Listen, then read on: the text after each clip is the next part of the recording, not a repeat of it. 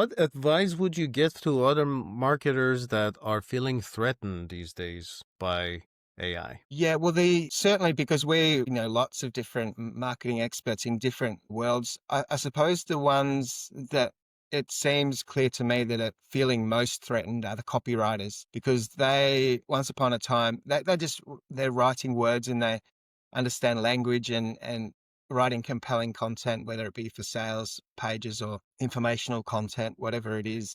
They have that skill set, but that we're talking about large language models. That's precisely what the large language models are trying to achieve is to write information, whether that, words for humans or for code, which is another language. So they're the ones that are at most risk. So it's about finding how you bring value to the world outside of just the technical doing of the task, outside of just for us building the website.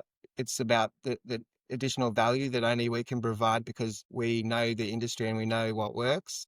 So Mhm. copywriters kind of have to think about that too, that I can understand. They're the ones that, in my view, look as though they're struggling the most. You never really can tell, but I know a bunch of copywriters and some of them have gone back to full-time work and doing other things as well. So I think just finding a way in which you can stand out. Maybe it's about niching, so you really understand precisely the content. I mean, lawyers, for example, if you could really understand law and maybe an aspect of law, family law, for example, then you really understand, because you can't publish incorrect information in those spaces. It's incredibly difficult, problematic if you're publishing something that's not quite right. You've just left it to ChatGPT.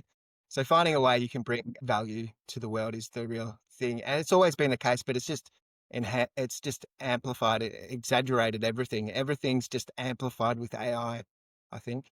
Yeah.